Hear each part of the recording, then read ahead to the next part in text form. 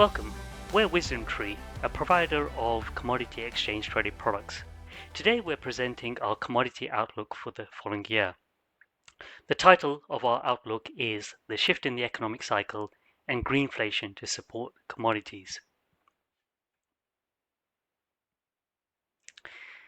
We've segmented our presentation into the following categories. First, we're going to talk about where we are in the economic cycle, because that's very important for commodities, which are a cyclical asset class. We'll focus a little bit on China, which is the largest consumer of commodities, and there are some dark clouds forming. Thirdly, we'll go into this El Niño weather phenomenon, which is very important for commodities that are affected by weather conditions, especially agriculture and energy products.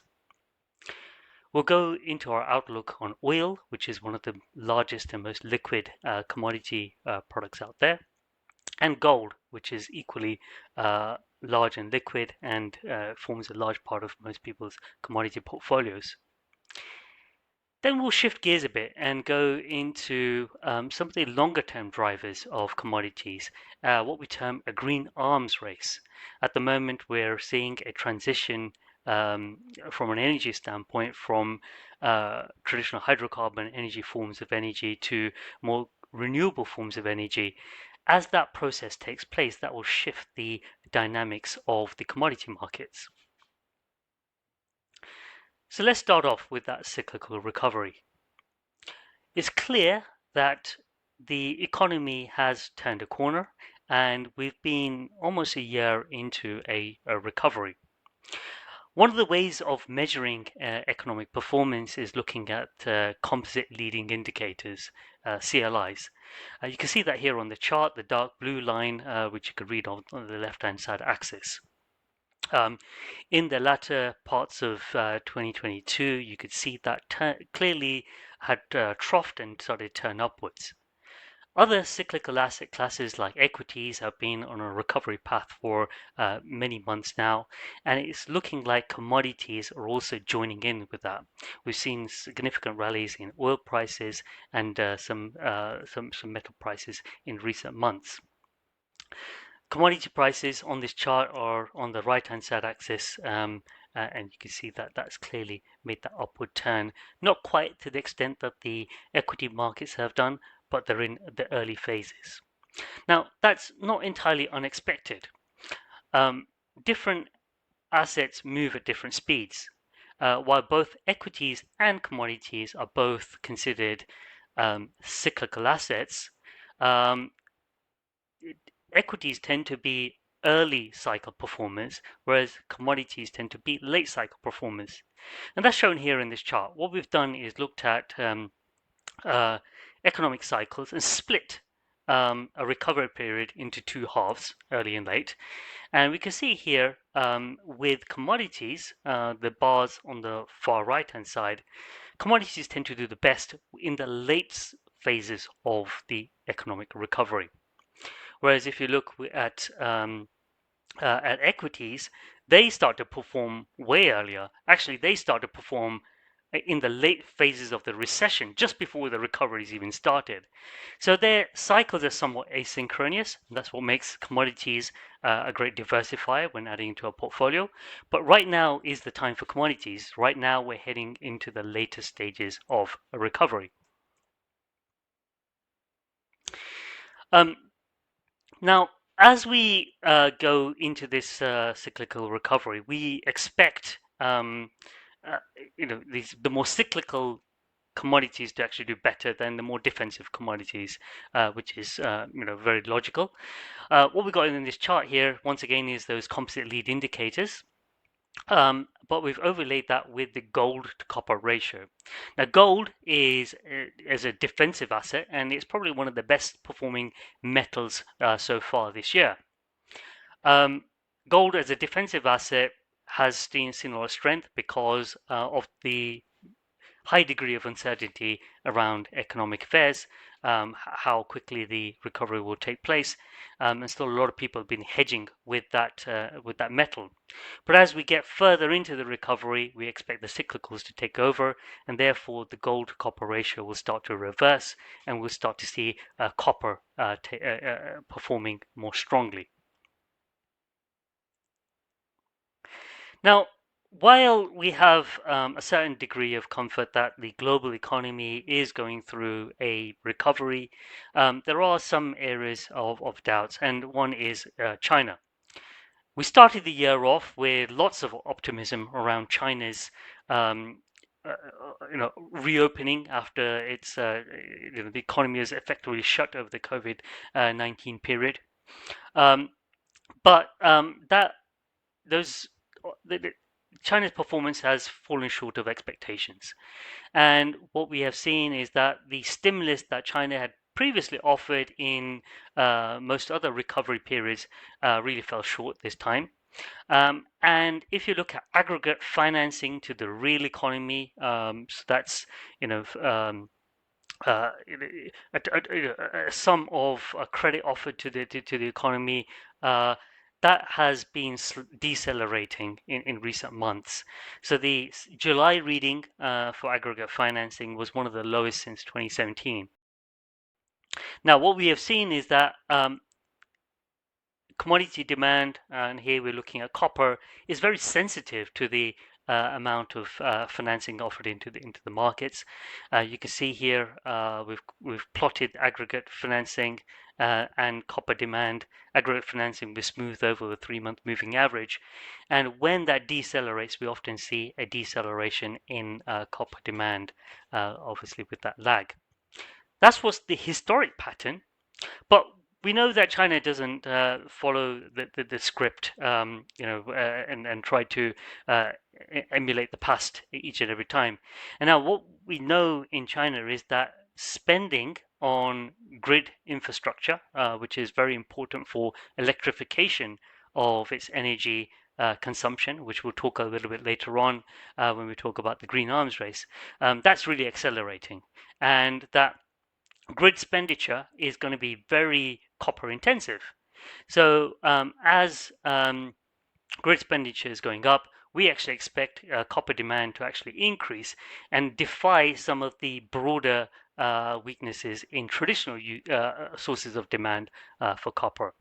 So what we may see is a bit of a structural shift that may actually go against the wind of the cyclical patterns that we see in China. Also, what we've seen in China is a bit more of an effort to stimulate the economy. While at the beginning of the reopening of the economy, stimulus was somewhat disappointing, in the last couple of months we've seen the pace of stimulus actually pick up. There's been no bazooka kind of policy announcements, no one big, large policy announcement, but lots of piecemeal items, and that intensity of those piecemeal announcements has been increasing in recent months. So let's move on to the next chapter of our outlook, and that's about the El Niño weather phenomenon. The El Niño weather phenomenon is basically occurs when a body of water in the Pacific, this highlighted here in this light green area, when that heats up above a certain level, that changes trade wind patterns. Now, that changing of trade wind patterns means that weather across the world is affected. Some places more than others, but what that means is that some places that should be dry and warm become wet and cool, and other places that should be cool and wet become excessively dry.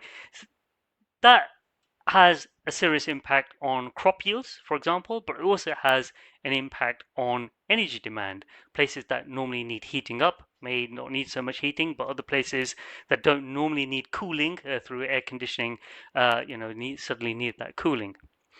Now, we've looked back at El Nino weather phenomena, and what we've seen is that if we take a selection of crops, not every El Nino weather event is decisively positive for each and every crop. And what we've done is looked at 11 episodes here. For some, like soybean, oil, and cocoa, in 9 of those 11 events, cocoa, those prices of those commodities have traded higher.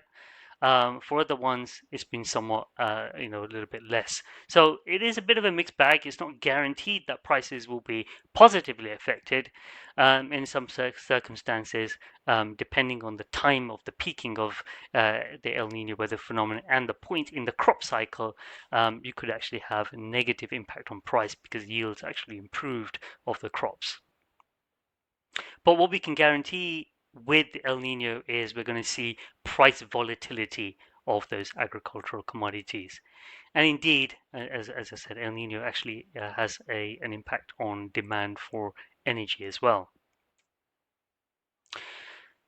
Thinking about energy, let's hone in a little bit on oil, which is one of the largest and most liquid commodity sectors. Oil prices have actually been rallying over the last few weeks, and the Brent oil prices are now trading above $90 a barrel, and that's taken a lot of people by surprise. We have always had the view that OPEC means business, and OPEC, the Organization for Petroleum Exporting Countries and its partner countries, they control about 45% of global oil production. And they often act like the central banks of the oil markets. They take policy decisions to decide on the volume of output, which has a material impact on price. And for a long time, during the course of this year, they've been unsatisfied with where prices were trading, and they wanted to make sure that they could tighten up the market to drive prices higher. And that's precisely what they've been doing.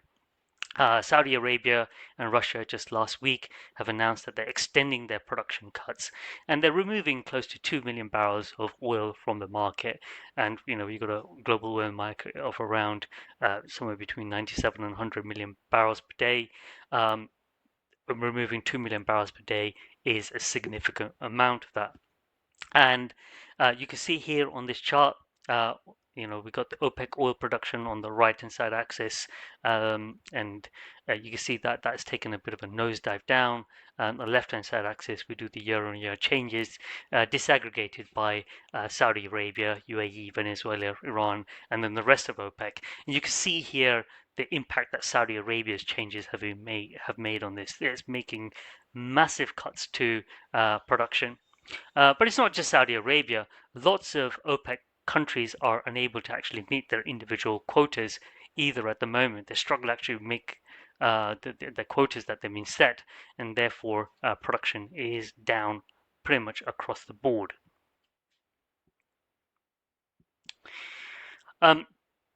US is the largest single country producer of oil, and US has been compensating for OPEC, the lack of production from OPEC. And you can see here from the dark blue line, which is the US crude oil production, that has been rising during the course of this year. But it's quite surprising that it's rising, because if you look at rig counts, which you can read on the left, the right-hand side axis, they have actually been falling. Now, how do you account for production rising when the rigs in operation are declining? Well, one, the production of each rig could be that much more efficient. We've seen increases in rig efficiencies in previous cycles, notably during the 2016 sort of rebound, where when rigs were rebounding after a large collapse, we saw a significantly larger increase in production than where we were prior to that rig decline. But I don't think that's really happening right now. There's not been any new technological advancements in rigs that are really driving production up. One of the things that we note is that the drilled but uncompleted wells have actually being utilized a lot more. So what are drilled but uncompleted wells? Well, pretty much as the title implies, there are oil wells that were drilled in the past when potentially financing was easier to get hold of. There were great conditions for extracting activity, but the demand wasn't quite there for that oil, and therefore the wells were just basically capped and left for another day when they were needed. And obviously, over the last few years, when drilling activity has fallen, these wells have been utilized, and therefore over the last few years we've been seeing a massive decline in drilled but uncompleted wells, and right now where the level of drilled but uncompleted wells are at the lowest level since 2014. It's hard to keep tapping these ducks that much further, and therefore we believe that the expansion of US oil production is likely to slow down over the coming year. Certainly, demand for oil hasn't really fallen off, and even though, and I'll talk more about energy transition later on, even though energy transition is happening, we've got an electrification of our energy consumption, oil is still needed, and it's needed in still large amounts. So demand isn't really falling off that much, but supply is quite well constrained, and the US's ability to continue to meet that expansion of supply is under question. Now, let's move on to gold, and that is the other large commodity, possibly one of the largest and most liquid commodities, and that's traded a lot more in the physical form.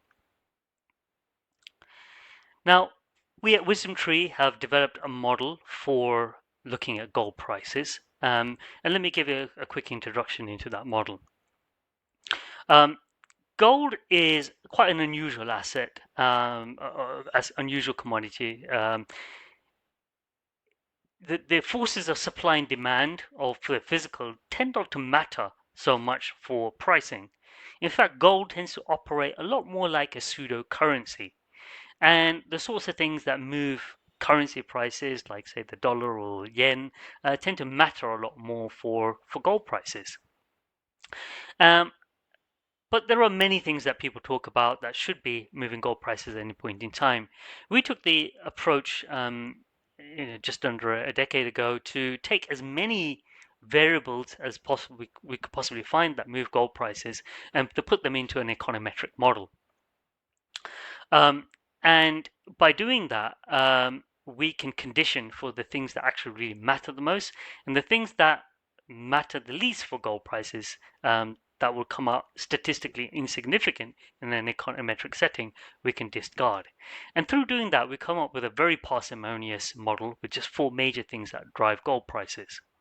They include the dollar price. So when you're looking at gold in dollar terms, when the dollar appreciates, that tends to be bad for gold prices.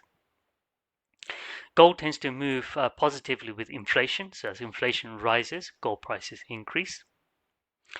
And gold is intricately tied with the bond market, as gold and bonds are competing defensive assets. As bond prices rise, so do gold prices. So as bond prices fall, gold prices tend to fall. When bond prices are falling, nominal yields are rising, and obviously as nominal yields rise, that tends to be bad for gold prices. Lastly, investor sentiment towards the metal, towards gold, is very important. And one way we measure sentiment towards gold is looking at positioning in the futures markets, net speculative positioning, taking the shorts away from the longs. Now, those 4 things really drive gold prices, as I said, the movement of the physical, so, say jewelry demand or ETF flows into gold prices tend not to matter so much for gold prices when adopting this model approach. What we've got here on this chart is the actual gold prices in year-on-year terms in the blue line, and what comes out the model is at the grey line, and you can see here that the model tends to capture gold prices both in terms of direction and turning points quite well. Now, we can use this model approach to say what has driven gold prices the most historically. And that's what we've done here. The dark blue line is actual gold prices. The green line is what comes out the model. So basically a similar sort of thing to what you saw on the chart in the previous page. But the bars here basically all should add up to the green line, which is basically what's coming out the model. You can see, we disaggregated into those various components. And just for an example, between say 2021 and the beginning part of 2023, is inflation that was driving gold prices the most. Despite the fact that we had treasury yields being a massive drag on gold prices, that's the light blue lines, which were in the downward direction. Inflation was pushing against that and dragging gold prices higher. So this is one of the benefits of using this model approach. We can see at any point in time what is the biggest driver of gold prices. Now, we can use this model approach also to project on gold prices looking forward. And it's not that the model in of itself comes out with a gold price forecast, but we can feed into the model a macroeconomic view of the world, and the model will come out with a consistent gold price to that macroeconomic view of the world. Now, one of the things that we've done is to look at consensus economics forecasts. So taking the survey that Bloomberg takes of economists and looking at their forecast for inflation, treasury yields, and the dollar, and feeding that into the model. When we do that, we get a gold price in Q4 of 2024 of greater than 2,220, which would mark an all-time new high for gold prices. The one thing that we don't get from consensus is obviously sentiment towards gold, and what we've done in this scenario here is actually moderate the sentiment. So we're actually taking a conservative view by taking the net speculative positioning lower. Other things that are in the model are on this next slide number 22 here. What we can see is consensus is actually, taking a view that inflation will moderate. And in line with that, we're the consensus is taking a view that 10-year bond yields would actually fall a bit. Now we've recently seen a bit of a spike in 10-year bond yields, and so the base is actually a little bit higher than when we put these sort of consensus numbers together. So there's potential that could go a little bit higher, but we can see that gold is really holding its own despite the fact that bond yields have actually risen. Consensus also expects the dollar to depreciate. Now we've also seen a little bit of dollar appreciation in the past month, so that the consensus is expecting that to moderate. And once again, as I said, we've taking the net speculative positioning a bit lower. So final price in Q2 2024 at 2,225, maybe peaking a little bit higher than that at 2,250 in the first quarter before moderating. So that's our gold forecast. Now let's move on to something that's really driving commodity prices for the longer term, and that's what we're terming a green arms race. We've got this energy transition in play, and the energy transition, as I mentioned in my introduction, is the process of moving away from the consumption of hydrocarbon sources of energy like coal, oil, gas, towards more environmentally friendly forms of energy. And one of the pushes to move to those environmentally friendly forms of energy is that we've got global warming going on, and most countries have signed up towards some sort of climate targets to reduce greenhouse gas emissions that are causing that climate change.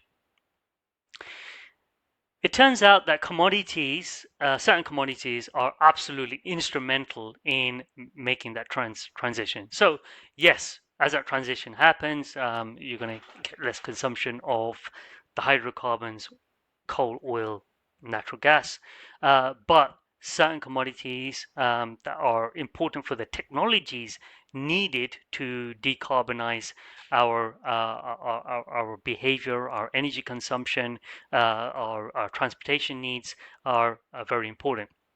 And it's primarily a metal intensive transition.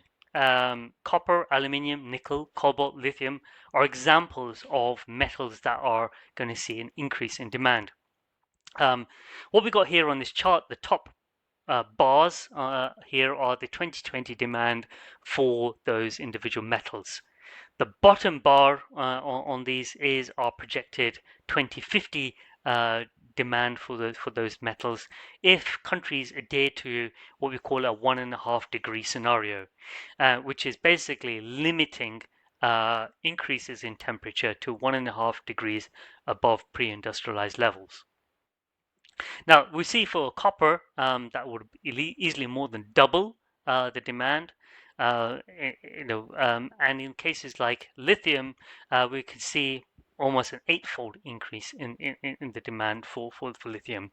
Most of these commodities will see a doubling of demand, and what we do is disaggregate where we think the sources of that demand will come from. And we've also got this other bucket here, which is non-energy transition related, but all the other disaggregations are very much energy transition related, apart from this circle over the car, which is basically relates to the reduction in the mental demand coming from traditional internal combustion engine vehicles. But what we see, the demand from electric vehicles is going to be absolutely instrumental for the increase in demand for all these. Now, we've gone through a number of years of relatively soft demand for metals, and quite frankly, prices for most metals have been trading within a narrow band and generally been moving lower over the last year. But what we can say is, if we take a look at the longer term, the demand for all these energy transition materials is actually going to increase. And we're seeing many countries actually realize that they need to get access to these metals to be able to make those transitions work. Now, that's met with a lot of complications. This chart here shows that there's a lot of supply concentration with the metals that are important for energy transition. The left-hand side panel basically shows the top 3 extraction countries for many energy transition metals, and also we compare that to some of the traditional hydrocarbons like oil and natural gas. What we can see is that we don't, by transitioning to these metals, we don't see an improvement in country concentration. One of the problems that we've gone through in the last couple of years with the energy shocks is being that there's a realization that we've got a lot of concentration of oil and natural gas supply primarily from countries like Russia, and when Russia gets ostracized from global markets because of its forces of because of its aggression against Ukraine, that starts to cause a problem with sourcing the energy materials, but that doesn't really get solved massively when we look at the energy transition. All energy transition materials have a lot of supply concentration in mining. Lithium, for example, is highly concentrated in Chile and Australia. If you look at cobalt, huge concentrations in the Democratic Republic of Congo. But the complication gets even worse if you look at the processing of those materials. In almost all energy transition materials, the processing capabilities right now sit with China. And the realization of these supply concentrations has led to several policy acts. We saw the Inflation Reduction Act in the US, which is basically a process that would give credits to companies that will source a lot of the materials required in energy transition locally.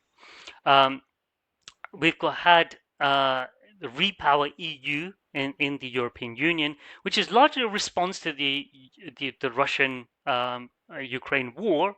But what that's essentially meant is that a lot more funding has become available for becoming independent of Russia. But becoming independent of Russia, by extension, means becoming more focused on renewable sources of energy and the materials that are useful for that renewable sources of energy. So a lot more funding has become available for that. And in the EU, we've also got this Critical Raw Materials Act, which is going through the tripartite process of becoming law during the course of this year. And that will lend a lot more support to the onshoring of things in the supply chain. Now, this is all very well because it supplies it secures the supply chain for commodities needed in the energy transition for countries like the US and in European Union, but it antagonizes some of the current producers of these commodities. What we may find is somewhat of a tit for tat retaliatory process going on here, which may drive up the prices of many commodities. Just drilling a little bit more into that Critical Raw Materials Act, the European Union has basically undertaken a large assessment of the economic importance of various materials and their supply risk. And they've given it a little scoring process here depicted on this scatter plot. And generally things that fall in the sort of upper right part of this diagram, where the economic importance is high and the supply risk is high, has been designated a critical raw material. And as a subset of that, there are strategic raw materials, and these strategic raw materials are giving significant policy support as part of this Critical Raw Material Act. They will see a lot more funding offered to actually onshore their supply. Two metals, copper and nickel, which are not in the upper right part of this, also form part of the strategic raw materials because of the importance in this energy transition and the belief that the European Union can't get this wrong. But what we believe is that, with these policy measures, it's not the lowest cost producer that's basically supplying these metals into the market. It's going to be higher cost producing producers that supply these metals into the market, and therefore prices of these commodities are likely to rise. And it comes with a lot of complications because it's all very well saying we're going to develop these markets in our domestic places, but if you don't have the know-how, it's a long learning curve. And we can see that the process to build processing facilities, mining facilities, and work through the downstream sort of production of raw materials can take a long time. Producing the electric vehicles and batteries also takes a significant large amount of time. So we may see a potentially slowing down of material availability, which could actually ramp up prices elsewhere. Just summarizing some of those factors. We're seeing a lot of resource nationalization take place, even countries that are hugely dependent on energy transition resource production right now are taking a look at their production and actually trying to make things a little bit more difficult to actually export their goods. So you're seeing some of those complications.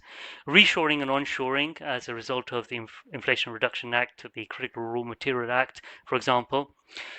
Tit for tat trade restrictions will also complicate things. And rebuilding the sort of knowledge gaps will be one complication. We think this green arms race will lead to a process of greenflation, the increase in prices of a lot of the raw materials that are important for energy transition, and that will have an impact on overall inflation as well. So we may see inflation being higher for longer going forward. Thank you very much for listening to my presentation. I'm Nitesh Shah, I'm the head of Commodities and Macroeconomic Research at WisdomTree. We do hope that you found this informative, and if you would like more information on our outlooks, please do visit our website.